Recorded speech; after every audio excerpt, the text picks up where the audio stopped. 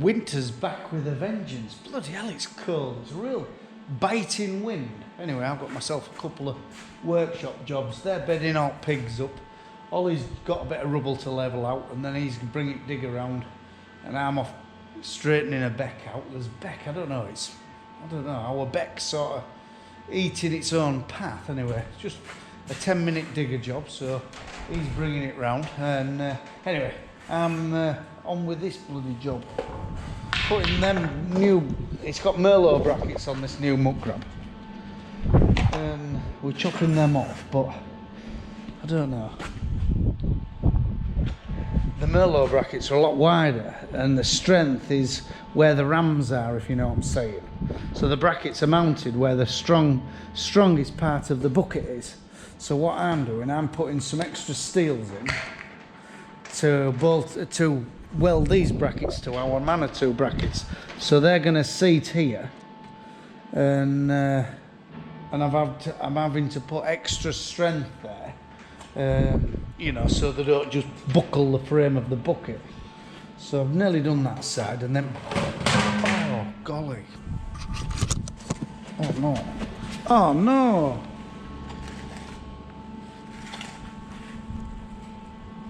oh look, oh, it's just broke the end off the die grinding bit.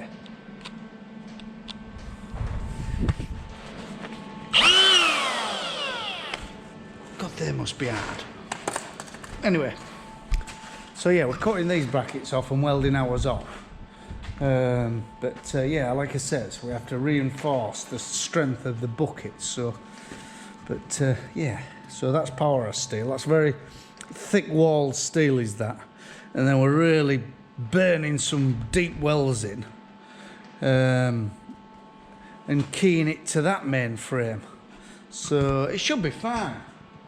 I mean, ours are only little loaders. It's not as though we're putting massive 4 or 5 tonners on it. You know, ours are only 3 tonners, so it should be fine. But yeah, it's one of them projects where you think, maybe just ought to have gone and bought a new one. I mean, we've got all the steel, and it's going to take me half a day to do the job. But yeah, by the time I finish, piss ball about one thing or another.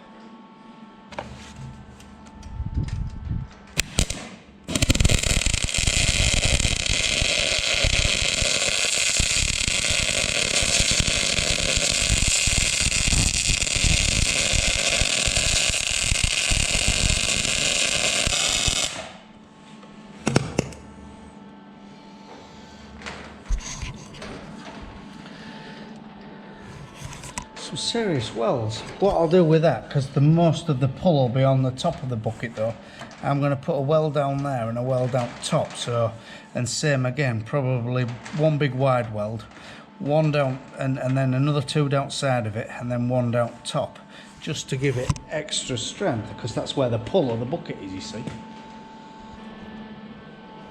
I mean, if you had to pay someone to do this, you'd be out of pocket. You might as well bought a new one, a new bucket. But I mean, like I said, half a day and a little bit of scrap steel, and we had the brackets anyway. We're up and going, like.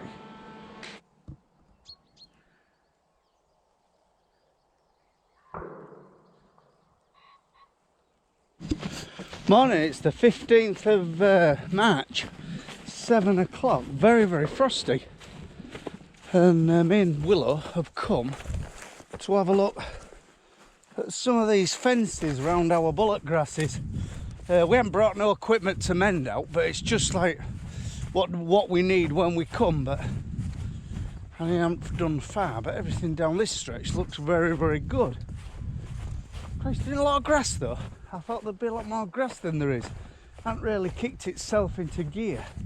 In fact, I think we'll have to get some nitrogen on it next week, early next week. It's nice and dry underfoot, so I'll have to treat them all to a few units of nitrogen. Yeah, there's odd posts, I think. I mean, look here. No, that ain't so bad. But there's odd posts and odd stapple, and if there's a bus strand of barbed wire, we'll fix it. But yeah, very sharp. Yeah, there's a field of winter barley next door. Edland's a bit plain because we'd sort of, by the time we'd paddled it and mauled it, it was paddled. And by the time then I went over with drill, and it was very, very messy. But the majority of the field is very, very good. So yeah, pleased with the outcome there. Cassia, very heavy seed rate. What was it? Bloody 200? Was it 200? 220 seeds per square, 220 kilo per hectare. Oh yeah, I think so. It was massive. Anyway, it's a picture, so we'll see what yield says. But it was like borderline not quite right, so it was a do or die situation. Willow likes an early morning jaunt about.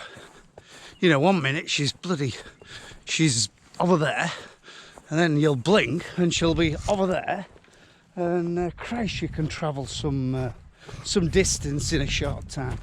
She's like a little bullet.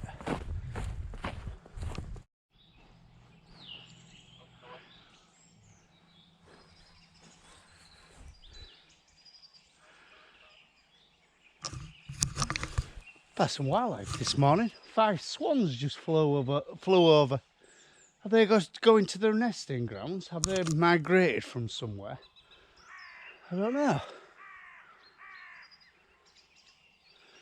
Yeah, there's partridges, pheasants, odd hares. We've seen a couple of woodcock coming up this side. They've got up and gone into wood. There's all sorts. In fact, it's a beautiful morning. And it's silent as well. All you can hear is sort of nature. This is some Ramard land, the other side of the fence. It's in an SFI scheme, which doesn't sound like it's going to last forever. I think we're in our pheasants. Willow's flushing some pheasants up. Yeah, this SFI scheme, we've got quite a bit of wild bird mix here. Here, another one there. And it's done wildlife and a world of good. Chris, there is some stuff on it. And but I don't think it'll last, will it? They've stopped any more agreements.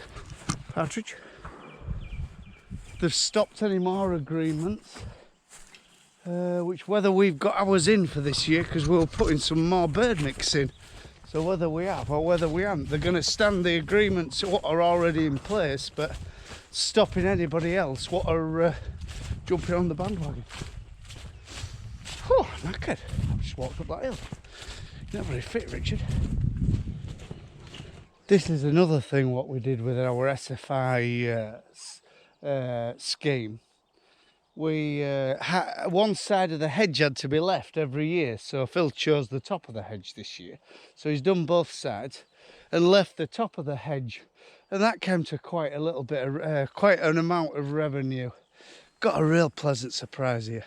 Really pleasant, you know, pleased. This was a field of wheat what we thought there was going to be nothing on. There was quite a bit of slug damage, and when we drilled it, there was one of them 35mm unexpected showers here, or a cloud burst or a stationary cloud, and it flooded this out. And there is a bit of flood damage at the top of the field, and the rest of it looks sick for a long while. And I tell you what, it's as thick as it wants to be. It's perfect. I've got real high hopes for it. It's just tilled and come from nowhere. So very pleased, yeah. And yeah, that's that barley down there, you can see. There's quite a big patch in the middle what I had to go around some of it. And then there's a nice field of wheat in the corner, what we call railway field. That house there, that was the old Pockleton railway line, which went Pockleton, Hayton and on to Market Wheaton.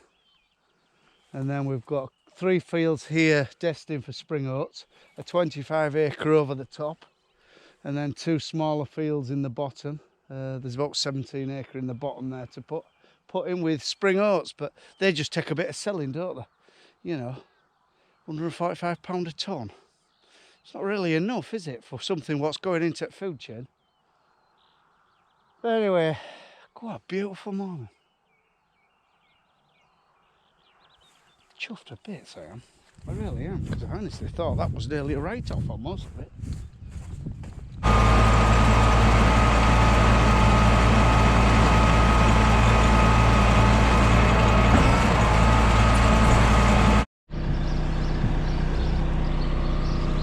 I could nearly eat that yourself.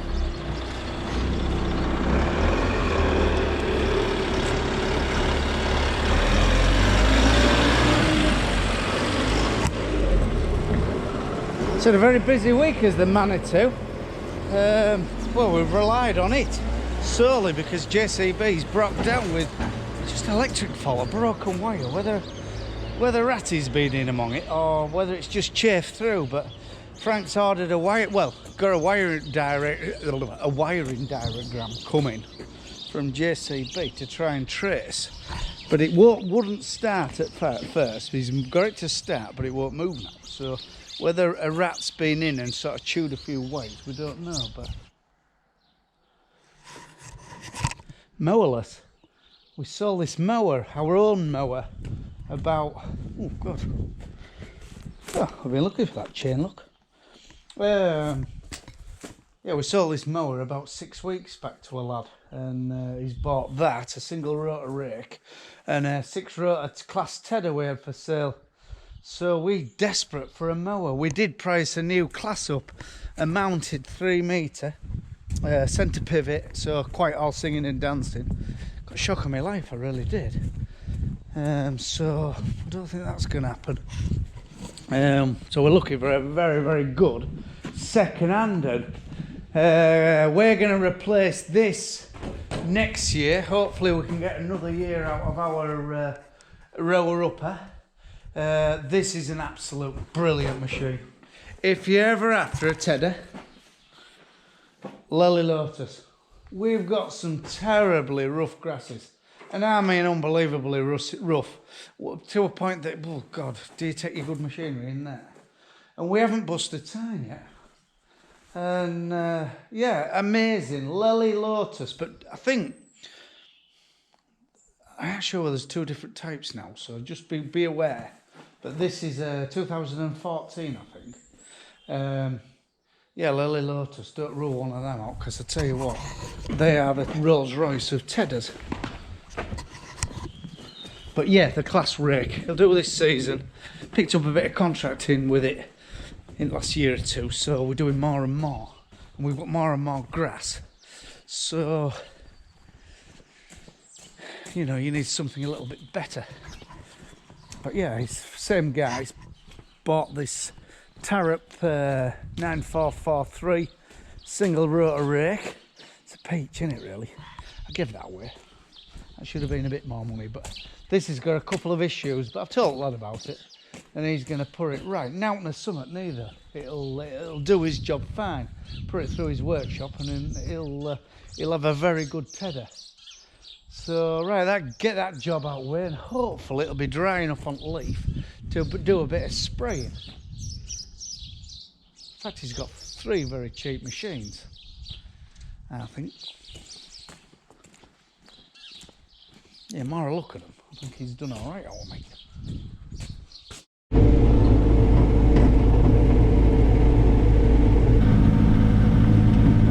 Clearing this cultivated land up with glyphosate. It's brilliant, I know. The wind's in the right direction, blowing it away from neighbouring crops. And the leaf's dry, the sun's bright. I thought there was a shower on its way, but we missed that. And yeah, job's good. Job's good on a Saturday afternoon, keeping me out of fog. Actually, I think in places it's terrible for blackgrass, but I think we're starting to beat it. Yeah, the method we've used, we've cultivated at back end and recultivated for more of a cultivation kill rather than a glyphosate kill. And someone did say it's the wrong thing to do. I don't know, we've discussed this with our agronomist and various other people, and they can't weigh up their theory. That look, I'm not cribbing anybody. You know, they were saying that work it, round up it, work it again, roundup it, but we've just missed the roundup out. And I think we've caned it because we've had a couple of real green kills at the back end. Harry Hare, front one. What a beautiful Saturday afternoon to be out doing a bit. One good thing, and if you haven't, this is a bloody prehistoric hard sprayer. Most of you lot will have GPS on your sprayers anyway, and they'll be driving themselves. But if you haven't, buy one of these. And I bought that off a pal of ours, and you don't need subscription. It's just a very primitive early Trimble system, and it's absolutely brilliant. It just makes the job so easy. You know, you just know where your 24-metre bolts are.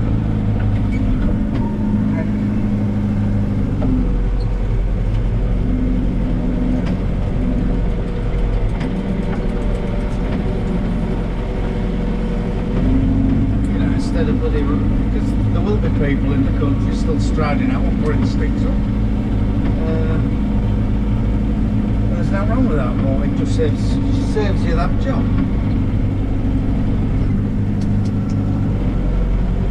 You see what it's doing here? This is primitive. This is like, could be 15, 20 year old, this thing. But it's showing me where the next, that's my next marker here. That's where I want to be driving down. So right.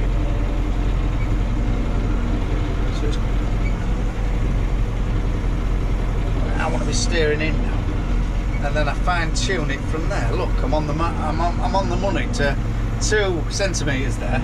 So them 2 centimeters, that's 24 metre.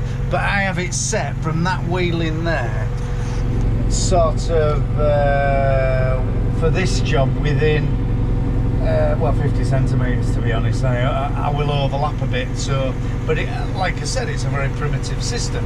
But it's a lot better than striding out and walking and driving between sticks. You know, it saves me so much time. But yeah, very backward. Let's be aware there.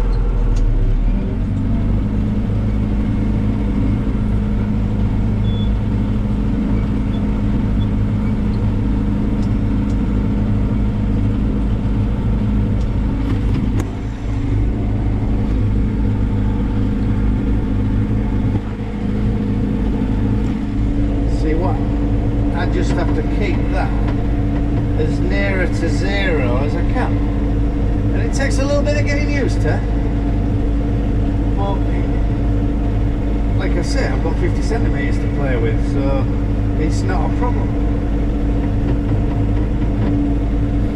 I think you can buy a system like that brand new for very little money now, and you know, I've been told I could rig that up to one of them steering wheel motors, but quite happy as it is. But the next sprayer I do buy is going to have where I can flick a switch and it drives itself.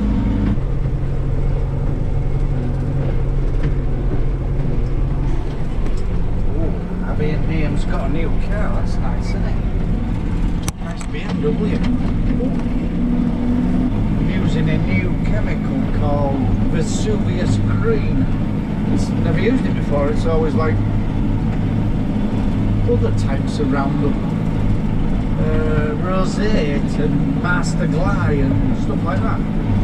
Anyway, this is called Vesuvius Green. It sounds like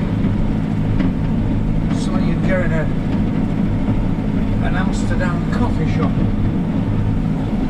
Just doing a 10-acre before night, and shocked me really. There's a lot more blackgrass than we've ever had before.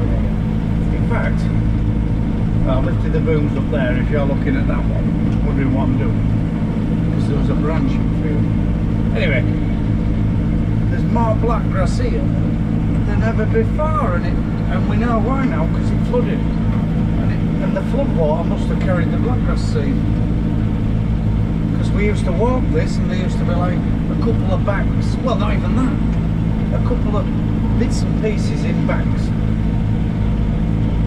And now in the summer, anyway, this year, well, the last couple of years, because we've had terrible flooding, and where the most of the, well, you can see the flood water where it's bloody, it's stored sort of brash up.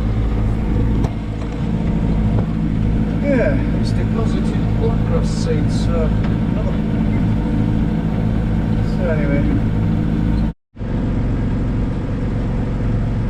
that's it for me today. It's about 5 o'clock. I've done my last tank full of glyphosate. I could do another one, there's plenty of daylight and the leaf won't be wet, but I think you need to do it while the plant is still photosynthesizing. Because if the plant's alive and taking sunlight in, it'll take the glyphosate in. If you do it like in dusk and there's no sunlight, it won't, if you know what I mean. That's just my theory. I don't know, it might be a load of rubbish, but anyway. Right, on that note, my rough hard farm in East Yorkshire. Give us a like and subscribe if you like the channel. If you don't, you don't need to. It's as simple as that, isn't it? But if you do like the channel, if you subscribe, it doesn't cost you nothing. You get notifications, and when we put a video on, which isn't sort of 2 or 3 a week, but it isn't a certain day or anything like that. It isn't daily. It's when I've got time to do something, like film it and then edit it early on in the morning. But yeah, usually 2 or maybe 3 a week if you're lucky or unlucky, however you want to look at it. Right, on that note, from a rough hard farm in East Yorkshire and a beautiful Saturday evening. Bye for now.